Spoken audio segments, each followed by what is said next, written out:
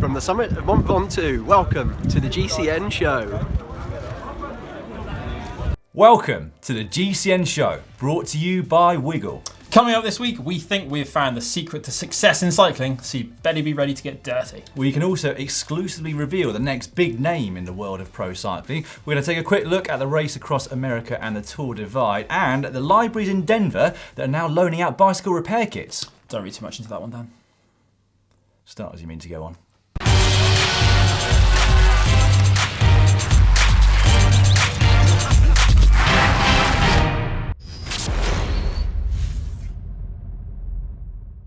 This week in the world of cycling, we learned that if you want to get a new wheel from the neutral service car, it's probably best not to throw your old wheel at the car.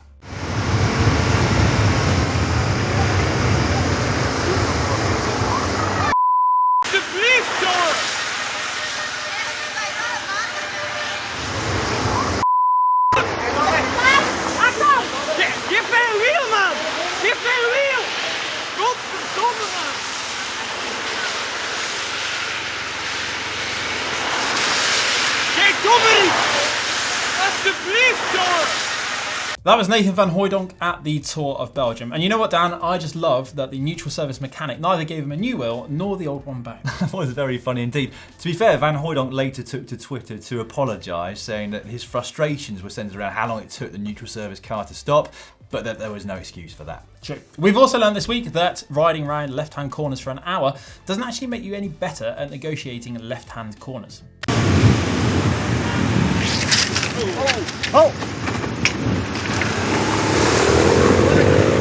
Ouch. That was world hour record holder Victor Campenaerts hitting the deck on a left-hand corner whilst trying to keep up with Remco Evenepoel. He did pick himself back up and finish the stage, went on to win another one and finished second overall, so it wasn't all bad. Finally this week, we learnt that Alex Dowsett can correctly predict road race winners through science. This is what he tweeted last Thursday.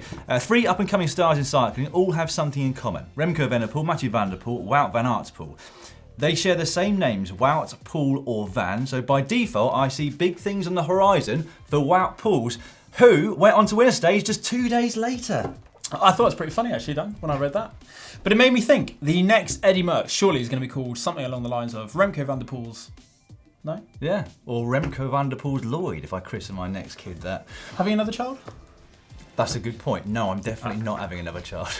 Anyway, it got me to thinking, the stage wins by Van Aert was simply phenomenal. Finishing second on stage 3 to Sam Bennett in the Dauphiné, before then going on to win the time trial by more than half a minute, and then turn the tables on Sam Bennett by winning the bunch sprint on stage 5. Absolutely incredible.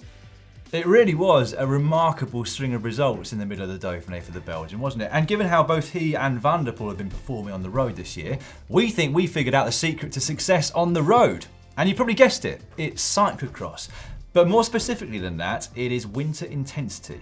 Now, admittedly, that is probably somewhat of an oversimplification of the situation, but I bet there are riders and teams out there right now considering completely ripping up the winter training rulebook. For example, the Dauphiné was Wout van Aert's first stage race of the year, and he still had the endurance to continue winning after 5 stages, and then ride through the mountains to maintain the green points jersey all the way to the end. I know, unbelievable. Van der Poel, meanwhile, well, who can forget his ridiculous performance at the Amstel Gold Race back in April? I mean, he had done 2 small stage races before he got there, but the fact remains, he spent almost his entire winter going full gas around a muddy field for an hour. Now, this sort of success is certainly not unprecedented. Monsieur Paris-Roubaix, Roger de Vlaeminck himself, was world and national cyclocross champion in the same year that he went on to win his 3rd Paris-Roubaix, whilst Zdeněk Stybar arguably has had some of his best road seasons after competing in at least a little bit of cyclocross the winter before. And then there's me. I also spent one winter in the late 90s competing in cyclocross races, and then the next year in the road season, I was still Okay, so it's not a completely proven theory, but it certainly makes you wonder if it's the final nail in the coffin for LSD, the traditional hallucinogenic drugs. No, Dan. Long, slow distance, the traditional winter ethos of many old school pros. Got you. Well, I think it might well be. Because I'm not saying that this is the end of long rides altogether, because have no doubt that Van Aert and Van der Poel will do plenty of those even during that winter cyclocross season. But what I do think is that this dispels the myth that doing intensity over the winter months will lead to a premature peak during the road season. Yeah, I think you're right. Certainly when you consider that many top road sprinters have also, over recent years, started racing more on the track. Cavendish, Viviani, they've been known to show up at 6 days and then go on to have some of their best results on the road the years after, rather. And then you've got top GC riders that have trained really intensely over the winter, coming to their first races early in the season in great form and still being at the top of the game in the middle of summer. The first time I noticed this was back in 2009, Dan. Contador? Yes. He won his first race in February, never finished outside of the top 4 in his run-up to winning his Tour de France in 2009. Yeah, and then Cadel Evans was a very similar story a couple of years later in 2011, wasn't he? That year, he started racing in March. He won Tirreno, he went on to win Romandie, finished second overall at the Criterium de Dauphiné, and then win the Tour de France. And the same too for Wiggins the following year. He also won Paris-Nice in March, went on to win Romandie, win the Dauphiné, en route to his Tour de France Olympics double in the summer. There are contradictions to these riders though, aren't there, Dan? Nibali, for example, who rarely wins anything in the run-up to his main target event. And then for other reasons, Primož Roglič, who won pretty much everything in the run-up to the Giro before fading a little bit in the second half. But we are going to stick to our guns. Well, I think we should do on this because to me at least it makes complete sense. And to give you an example of this, if you go into a race as brutal as Paris-Nice, slightly under par, then you're basically going to get your head kicked in every single day. It's then probably going to take you about a week to fully recover from it and you're going to be less fit at that point. Contrary to that, if you go into Paris-Nice going really well, you'll be able to absorb each and every stage. It'll only take a couple of days to recover at the end of it, at which point you're probably going to be fitter than when you went into it. Yeah, and on the back of that, I've heard that the training volume and intensity of the top pros is now similar or even harder than the average stage of a stage race, which means essentially that at the first half of this Giro, people were talking about actually detraining throughout the event. They were, which was crazy talk, wasn't it, given how long those early stages were, even if they weren't hilly. But Bauke Mollema did admit that on one of the stages towards the end of that first week, he deliberately did a high intensity interval on his way back to the bunch from a nature break, just so he had some intensity in his legs. You wouldn't have seen that 15 years ago, would you? No. Anyway, one thing's for sure, the success of Van der Poel and Van Aert on the road will definitely increase the participation of riders in cross. It will, because all the kids surely are going to want to do cross now, aren't they? Oh, I mean, it makes me want to do it. Yeah, me too, almost. Anyway, we want to know your thoughts, whether you're a racer or just someone that really wants to get the best out of themselves. Have you ever experimented with volume versus intensity in your winter training? And what were your results then in the summer? Was your performance better? Are you even considering doing cyclocross to get that competitive edge this winter? Or do you simply feel that Mathieu van der Poel and Wout van Aert are so talented that that is the very reason for their success on the road? Let us know down below. We would love to hear your thoughts. It's now time for your weekly GCN inspiration. You know the score on this one. If you win, you'll get £100 of wiggle voucher to spend on anything you want over on their online shop. Second place will net you £75 and third place will get you £50. And in third place this week, we have all the way from Bulgaria, STANIMIR on his Canyon Endurance C7. Look at that, Dan. Saturday group ride. Yeah, you like that one, didn't you? And you know a little bit about that monument up there on the top. Well, I watched a documentary the other night about it as I was falling asleep, so I didn't really absorb the information, but luckily the internet exists and I found some. It's the memorial house of the Bulgarian Communist Party, built in the 1970s. Yeah, and the interesting fact is, the star on the building weighs over 2 tons. Wow. And there's one on the other side as well. That's a humongous building right there then, if that small star on the top weighs that much. Well done to you. In second place though this week is Randy Starr, who took this spectacular photo from the top of Independence Pass over in Colorado. Now, at the very beginning of this segment, I did say that it wasn't necessary to have high mountains to take your pictures, but it does kind of help, doesn't it? That is really unbelievable. It does help the picture stand out, doesn't it? Right, drum roll for first. Finally, all the way from Ljubljana in Slovenia, we have Damir on his Specialized Diverge out for an early morning recovery ride. Yeah, proof that you don't need the high mountains, although there are some big hills in the background there, but that looks also stunning, doesn't it? It looks idyllic, doesn't it? Nice and quiet, no one around. And a gravel ride that I would definitely like to do. Maybe we should go to Slovenia one day. Maybe we should. Yeah. It looks good. Well done to all of you, including you, Damir. £100 will be winging its way to you shortly. A reminder of how you submit your photos each and every week. You either use the hashtag GCNINSPIRATION over on Instagram, or you do like Damir did and use the uploader. There's a link to that in the description below. It's now time for cycling shorts. We're going to start cycling shorts this week with news from County Mayo in Ireland, where cyclists are going to be given a free present as they celebrate Ireland's National Bicycle Week, which starts on Friday. Sounds good, doesn't it? It does sound Unfortunately, it might be an unwanted present because beneath the gift wrap apparently is going to be a cyclist licence plate complete with cycling safety slogan written underneath. To be fair to the council, all they're trying to do is get more people onto two wheels and help raise awareness of cyclists. But it's just not quite the right way to go about it. No, I think I'd agree with you there. A slightly better initiative came from the libraries over in Denver in Colorado. There are 26 of them and they are going to be loaning out bicycle repair kits to any cyclists that need them, complete with step-by-step instructions for anyone that's unsure of how to do their repair. It gets better because you can even use the bathroom afterwards to wash your hands. Nice. All in the name of getting more people on bikes to help the city meet its health, environmental and mobility targets. Brilliant. Anyway, another news, Dan. What did you get for Father's Day this weekend? Oh, I got a £10 gift voucher for my local farm shop called Hockey's. What did you get? Nice. I got some pants, which I was much in need of. Anyway, Dan Whittington's son, Jace, spent the entire day baking this stunning GCN yellow jersey cake. Oh, wow. Look at that. That looks brilliant, doesn't it? Yeah. Fair play, Jace. In fact, I think Jace should get a brand new bike as a result of his efforts. Moving on to a little bit of racing news now, and we're going to start with the fact that John Degenkolb will apparently not be taking part in the Tour de France this year from Trek Segafredo. Apparently, instead, they're going to concentrate all of their efforts on getting Richie Porte onto the podium at the end of the 3 weeks, although John Degenkolb is rumoured to be moving on to another team next year, and I wonder if that's got something to do with it. The major news in the world of racing this week, though, is that Chris Froome is at the Tour de France, having sustained what is one of the worst crashes that we've read about in recent years whilst warming up for last week's Dauphiné TT. Yeah, there is only really one word, and that is, like you said, horrific, isn't it? When you list out the injuries he sustained, the mind boggles. So he had a compound fracture to his femur. He also fractured his pelvis, his elbow, his C7 vertebrae in his neck, and his sternum, amongst other things. There are internal injuries too, and he lost 4 pints of blood. So as Marty said on yesterday's Racing News Show, we at GCN would like to wish him a full and speedy recovery. We'd also like to wish a get well soon to Phil Gaiman. Gaiman suffered a bad crash whilst racing in the points race at the Pennsylvania Valley Preferred Cycle Centre last week. He suffered a partially collapsed lung, 5 broken ribs, a fractured collarbone and scapula. So nasty. It almost puts you off riding a bike, doesn't it, those two crashes? Gaiman, though, is using his misfortune to try and raise awareness and also some money for the No Kids Hungry charity. In fact, he's hoping to raise $100,000. We'll drop a link in the description below if you would like to donate. Moving on to the world of ultra endurance now, and the race across America has started, the 3,000-mile coast-to-coast event. And also the MTB Tour Divide, a 2,745-mile self-supported epic, mountainous epic at that. Yeah, they're both brutal, aren't they? You can follow both via live trackers, which we've just done, in fact. So at the time of recording this, the leader in the race across America is Christoph Strasser, a name you'll know well if you follow the ultra endurance world.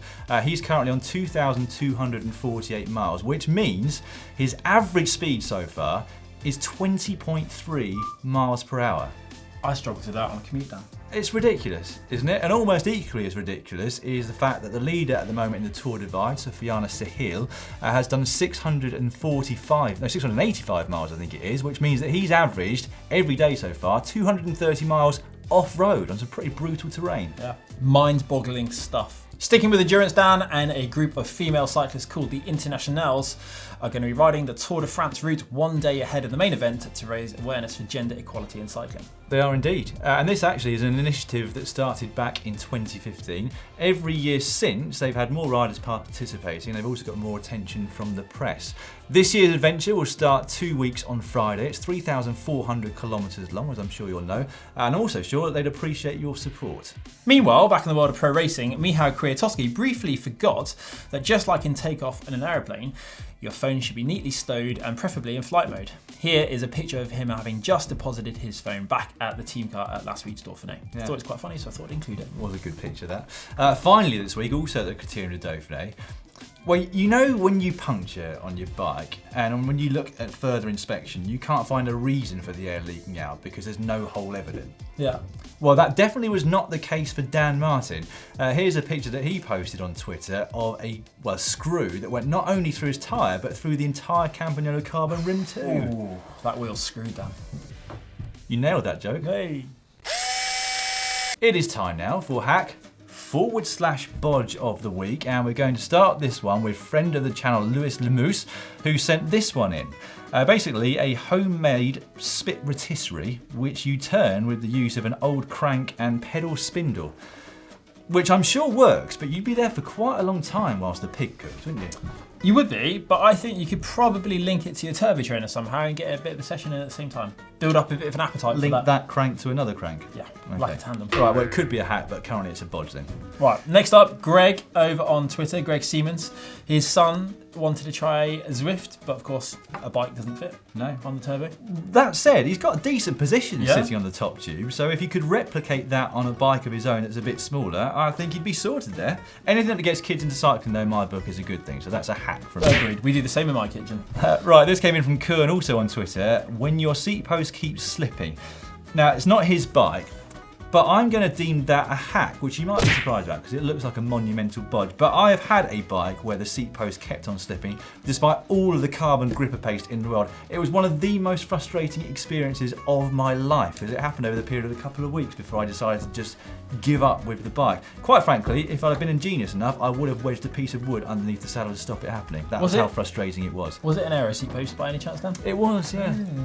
Anyway, next up we have William Lacona, Washington. Here we go. Saw this cycling machine while spending some time in Lacona, Washington. How many frames can you count? 3. Question's always why on these ones, isn't it? Some kind of circus clown act. On similar lines, actually, this one came in from Ryan at Waddington. Sorry, I'm calling that a bodge. Yeah, well, they're both lumped in together, aren't they? At what point does something bodged so impressively become a hack? Oh my goodness. Again, why? It might have been bodged quite impressively, but why would you want to do that? There's a lot of frames on that one as well, aren't there? Can you imagine how flexy that is to ride? Moving on.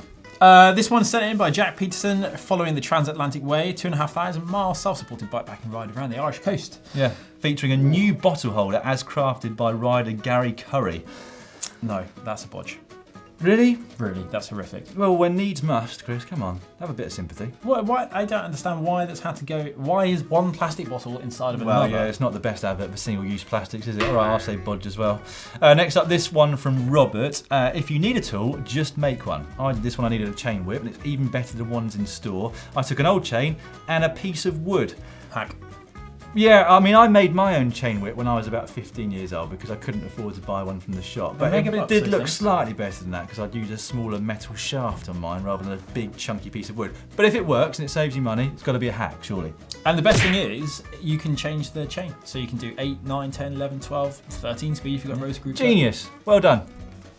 Marco, Trek Marlin 5, Virginia, USA. Routine ride is half paved and half rooty gravel trail. Hardtail mountain bike was okay for the gravel half the ride, but a little too upright for the paved half. So we replaced the flat bars with some drops. Wow. Well, he's basically invented a gravel bike a little bit after its time, hasn't he? But this is what we're always saying. Gravel bikes are, in essence, very similar to 90s mountain bikes. 90s hardtail bikes. Difference, is there? Yeah. Anyway, if that helps you on the flat, then that's a hack from me as well. You know what? I always prefer my mountain bike to have bar ends. I know they're not out of fashion. Do you have riser bars and bar ends, Dan? No, definitely not. That is a real faux pas. Next up, we had this one that came in from Elkin. This is in Guildford. Hate to waste perfectly good bar tape. Wrap it around your D-lock. Not only can it prevent scratch on your paint, it also makes a great fashion statement when carrying the lock.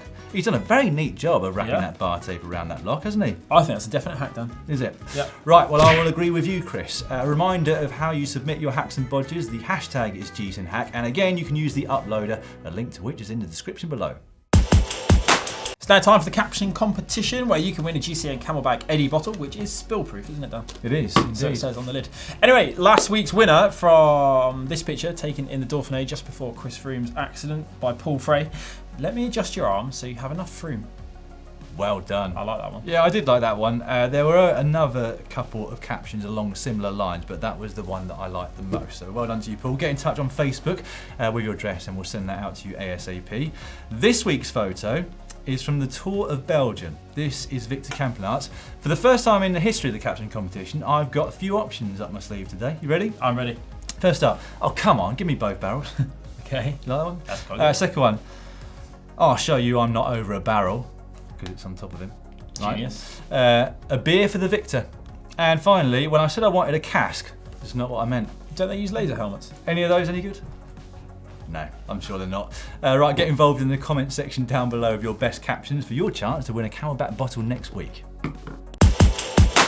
We will shortly be letting you know what's coming up on GCN over the next 7 days, but as ever, before we do, we want to read out a few of our favourite comments from the previous 7, starting with this one, which Chris absolutely loves. It's underneath how to increase your average speed. It came in from Eric Van Ruder. I do my favourite ride backwards every morning, aka morning commute. I'm still in awe of that. It's well thought out. Next up, we have Tim Roden. Average speed only counts if you're late for work. Yeah, which good is very point. True. Meanwhile, underneath the scenes, behind the scenes, I say, with Canyon SRAM, Listwoods, I've just put Catherine is a great presenter.